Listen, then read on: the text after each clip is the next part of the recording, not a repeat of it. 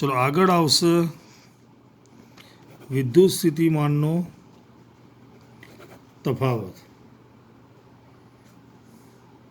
કોઈ વિદ્યુત ક્ષેત્ર છે, આ એ બિંદુ, આ બી બિંદુ, આ ધન વીજભાર છે, એને અહીંથી અહીંયા લઈ જવાનું છે. તો એની જાતે તો જશે નહીં. શું કરવું પડશે? કાર્ય. શેની વિરુદ્ધ કાર્ય કરવાનું? વિદ્યુત ક્ષેત્ર વડે લાગતા વિદ્યુત બળ વિરુદ્ધ. આ જે વિદ્યુત ક્ષેત્ર છે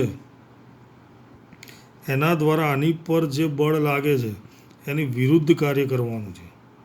હવે એની વ્યાખ્યા ધ્યાનથી સાંભળજો. એકમ ધન વીજભારને વિદ્યુત ક્ષેત્રના કોઈ એક બિંદુ એથી બીજા બિંદુ બી સુધી લઈ જવા માટે વિદ્યુત ક્ષેત્ર વડે લાગતા વિદ્યુતીય બળ વિરુદ્ધ કરવા પડતા કાર્યને. ફરીથી એક વખત. એકમ ધન વીજભારને વિદ્યુત ક્ષેત્રના કોઈ એક બિંદુ એથી બીજા બિંદુ બી સુધી લઈ જવા માટે વિદ્યુત ક્ષેત્ર વડે લાગતા વિદ્યુતીય બળ વિરુદ્ધ કરવા પડતા કાર્યને તે બે બિંદુ વચ્ચેનો વિદ્યુત સ્થિતિમાનનો તફાવત કહે છે.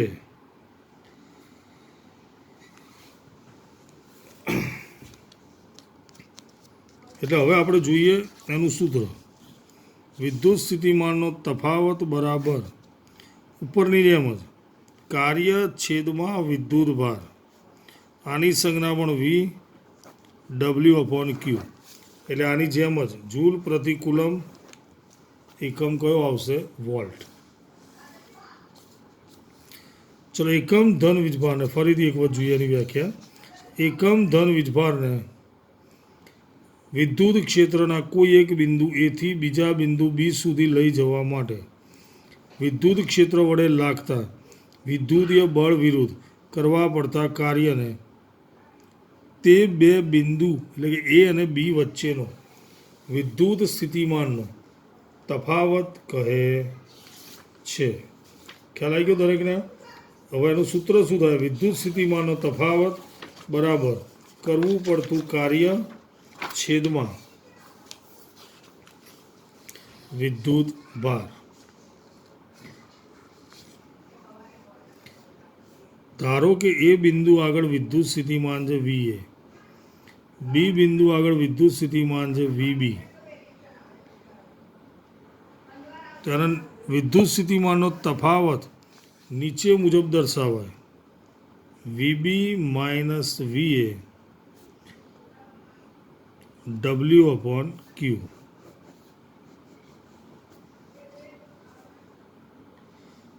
આને આપણે ટૂંકમાં વી વડે દર્શાવીશું. સમજ પડી ગઈ? પહેલાં ભણ્યા વિદ્યુત સ્થિતિમાન, પછી વિદ્યુત સ્થિતિમાનનો તફાવત. વિદ્યુત સ્થિતિમાન એટલે સમજ પડીને વન ટાઈપ ઓફ સ્થિતિ ઉર્જા છે કે ભાઈ કોઈ વીજભાર છે જે અનંત અંતરેથી વિદ્યુત ક્ષેત્રની અંદર આવે છે. હવે એનું સ્થાન બદલાય, કાર્ય કરીએ છીએ એટલે કાર્યનું રૂપાંતર ઉર્જામાં થશે. સ્થાન બદલાય એટલે એની અંદર એક ઉર્જા આવશે, જે ઉર્જાને આપણે નામ આપ્યું સ્થિતિ ઉર્જા. એને આપણે શું નામ આપ્યું ભૌતિક વિજ્ઞાનમાં? વિદ્યુત સ્થિતિમાન. અહીંયા પણ સરળ હતું. એકમ ધન વીજભાર વિદ્યુત ક્ષેત્રનું કોઈ એક બિંદુ એથી બીજા બિંદુ બી સુધી લઈ જવા માટે વિદ્યુત ક્ષેત્ર વડે લાગતા બળની વિરુદ્ધ કાર્ય કરવું પડે છે, જેને આપણે શું કહીશું? એ અને બી વચ્ચેનો વિદ્યુત સ્થિતિમાનનો તફાવત. ધારો કે એ આગળ વિદ્યુત સ્થિતિમાન વી એ, બી આગળ વિદ્યુત સ્થિતિમાન વીબી. તો વીબી માઇનસ વીએ બરાબર W upon Q. VB minus VA બરાબર ડબલ્યુ. અને આને આપણે કહીએ તો વિદ્યુત સ્થિતિમાનનો તફાવત, જેને ટૂંકમાં દર્શાવીશું વી વડે. સમજ પડી ગઈ? એટલે હવે ઉપરની જેમ જ જૂલ પ્રતિ કુલમ અથવા એને શું કહીએ? વોલ્ટ. એટલે વિદ્યુત સ્થિતિમાનના તફાવતનો એકમ પણ શું થશે? વોલ્ટ જ થશે. હવે વોલ્ટની વ્યાખ્યા આપી હોય તો જૂલ છે એ 1 લેવાના, કુલંબ પણ 1 લેવાના, એટલે 1 વોલ્ટ મળે. બંનેની કિંમત 1 લઈએ તો 1 વોલ્ટ મળે. 1 જૂલ છેદમાં 1 કુલંબ બરાબર 1 વોલ્ટ. ખ્યાલ આવી ગયો? હવે 1 વોલ્ટની વ્યાખ્યા લખીએ આપણે.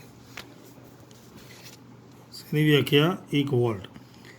1 કુલંબ વિદ્યુત ભારને વિદ્યુત ક્ષેત્રના એક બિંદુથી બીજા બિંદુ સુધી લઈ જવા માટે જો 1 જૂલ કાર્ય કરવું પડતું હોય.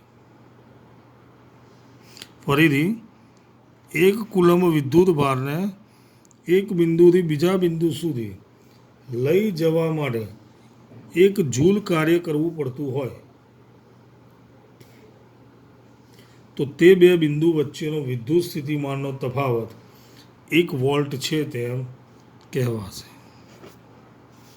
ફરીથી આની જે વ્યાખ્યા લખી એના પરથી એ આવડશે એટલે આવડશે જ. સમજ પડી? ફરીથી 1 કુલંબ વિદ્યુત ભારને વિદ્યુત ક્ષેત્રના એક બિંદુથી બીજા બિંદુ સુધી લઈ જવા માટે કરવું પડતું કાર્ય જો 1 જૂલ હોય તો એનો વિદ્યુત સ્થિતિમાનનો તફાવત 1 વોલ્ટ છે તેમ કહેવાશે. ખ્યાલ આવી ગયો?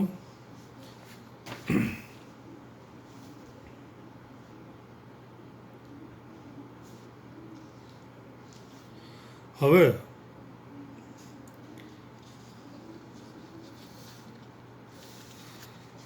વિદ્યુત પરિપથની રેખાકૃતિ એટલે શું? આકૃતિમાં જુદા જુદા વિદ્યુત ઘટકો એટલે બેટરી છે, બલ્બ છે, એમીટર. હવે એ બધું શું છે એ આગળ આવશે, હું સમજાવીશ તમને.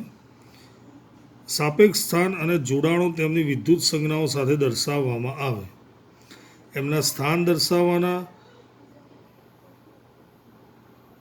અને જે આકૃતિ તૈયાર થાય, જેમ કે અહીંયા તમને દેખાય છે, આ બલ્બ છે, આ એમીટર છે, આ બેટરી છે, મોટો છેડો ધન, નાનો છેડો ઋણ, આ કળ છે, અને આ જે સંજ્ઞા દર્શાવી છે એ દર્શાવે છે વિદ્યુત પ્રવાહની દિશા,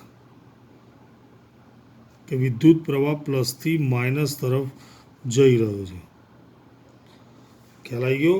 એ મીટર દર્શાવતી વખતે પણ ધ્યાન રાખવાનું, એ મીટરમાં પ્લસ એ સાઈડ લખવાનું જ્યાં એનો છેડો બેટરીના ધન ધ્રુવ સાથે હોય, માઇનસ ત્યાં લખવાનું જ્યાં બેટરીનો છેડો ઋણ ધ્રુવ સાથે હોય. સમજ પડી? ધારો કે અહીંયા આપણે એ મીટર લખીએ તો અહીંયા પ્લસ આવશે, ઉપર માઇનસ આવશે. ખ્યાલ આવ્યો? જે છેડો ધન સાથે હોય પ્લસ, જે અહીંયા એ મીટર દર્શાવીએ તો અહીંયા પ્લસ આવે, ઉપર માઇનસ આવે, કારણ કે અહીંયા ધન આવે છે અને આ ઋણ આવે છે. હવે કેટલીક સંજ્ઞાઓ દર્શાવેલી છે, જેમ કે આવી સંજ્ઞા હોય, એક જ લાઈન હોય, એક મોટી ને એક નાની લાઈન હોય, તો એનો વિદ્યુત કોષ કહેવાય. વિદ્યુત કોષ મતલબ સાદો કોષ, જે જાડો આવે છે, બેટરીની ટોર્ચની અંદર આપણે વાપરીએ છીએ. પછી એકથી વધારે હોય તો એને બેટરી કહીએ છીએ. વિદ્યુત કોષોનું સંયોજન મતલબ ભેગા કરવા. પછી આ નિશાની જે કળ, સ્વિચ કહીએ છીએ એને આપણે, પણ વચ્ચે ટપકું કરેલું ન હોય એટલે કે કળ ખુલ્લી છે, વિદ્યુત પ્રવાહ પસાર થતો નથી. બંધ છે મતલબ પ્રવાહ પસાર થાય છે. આ બે વાયરોનું જોડાણ છે. આ દર્શાવે છે કે જોડાણ થયું નથી, વાયર ઉપરથી પસાર થઈ રહ્યો છે. આ બલ્બની નિશાની છે. આ અવરોધક છે. અવરોધ એટલે આગળ આવશે ભણવામાં. આ ચલિત અવરોધ અથવા એને કહેવાય રિયોસ્ટેટ. ચલિત અવરોધનો મતલબ આવી રીતે જો અવરોધ દર્શાવેલો હોય તો એનો મતલબ એ અવરોધનું મૂલ્ય ફિક્સ છે, એમાં આપણે કોઈ ફેરફાર કરી શકતા નથી.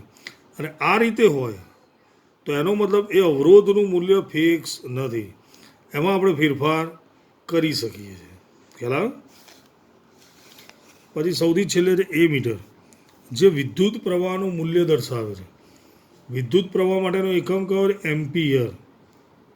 એટલે એ લખેલો છે. એમ્પિયર, કેટલા એમ્પિયર વિદ્યુત પ્રવાહ પરિપથમાંથી પસાર થઈ રહ્યો છે તે દર્શાવે. વોલ્ટામીટર, બે છેડા વચ્ચેનો વિદ્યુત સ્થિતિમાનનો તફાવત કેટલા વોલ્ટ છે તે દર્શાવે છે. હવે આકૃતિની અંદર તમે જુઓ છો તો બધા જ છેડા લાઇનમાં જોડેલા છે, લાઇનસર છે. આનો એક છેડો આની સાથે, આનો એક છેડો અહીંયા, આનો એક છેડો અહીંયા, આનો એક છેડો અહીંયા. એકબીજાનો હાથ પકડીને આપણે રાઉન્ડ કર્યું અને એના જેવું છે. એટલે એને શું કહેવાય? શ્રેણી જોડાણ. શું કહેવાશે? શ્રેણી જોડાણ. વોલ્ટ મીટર, જે સૌથી છેલ્લે મેં તમને કીધું, બે છેડા વચ્ચેનો વિદ્યુત સ્થિતિમાનનો તફાવત દર્શાવે. એને આપણે આ રીતે જોડવું પડે. વોલ્ટ મીટરને હંમેશા સમાંતરમાં જોડવું પડે. કેવી રીતે? સમાંતરમાં. એને શ્રેણીમાં જોડી શકાશે નહીં. ખ્યાલ આવી ગયો? આકૃતિ દોરતી વખતે ધ્યાન રાખવાનું છે. મોટો છેડો પ્લસ, નાનો છેડો માઇનસ, વચ્ચે ટપકું કર્યું તો આ નિશાનીઓ કરવી પડશે. ટપકું કર્યું એનો મતલબ સ્વિચ શું કહેવાય? બંધ છે. મતલબ કળ લગાવેલી છે એટલે પ્રવાહ પસાર થઈ રહ્યો છે. પ્રવાહ પસાર થાય એટલે આ નિશાનીઓ દર્શાવવી પડે. કઈ દિશામાં દર્શાવવાની? પ્લસથી માઇનસ. બેટરીના ધન ધ્રુવથી ઋણ ધ્રુવ તરફ દર્શાવવાની. એ મીટર દર્શાવ્યું તો એનો એક છેડો જે બેટરીના ધન ધ્રુવ સાથે છે પ્લસ, બીજો છેડો બેટરીના ઋણ ધ્રુવ સાથે છે માઇનસ. સમજણ પડી ગઈ? અને આ સંજ્ઞાઓ યાદ રાખીશું. પરિપથ દોરતી વખતે આ બધી જ સંજ્ઞાઓ જરૂરી છે. પહેલું છે વિદ્યુત કોષ. વિદ્યુત કોષનું સંયોજન અથવા બેટરી. ટપકું નથી મતલબ પ્રવાહ પસાર થતો નથી. પ્રવાહ પસાર થાય છે. બે વાયર જોડેલા છે. વાયરોનું જોડાણ નથી પણ ઉપરથી પસાર થાય છે. બલ્બ. અવરોધ, જેનું મૂલ્ય ફિક્સ છે. ચલિત અવરોધ, જેનું મૂલ્ય આપણે બદલી શકીએ છીએ. બે રીતે દર્શાવાય, આ રીતે અને આ રીતે પણ દર્શાવાય. એ મીટર પસાર થતા વિદ્યુત પ્રવાહનું મૂલ્ય દર્શાવે. વોલ્ટામીટર બે છેડા વચ્ચેનો વિદ્યુત સ્થિતિમાનનો તફાવત દર્શાવે છે. ઓકે.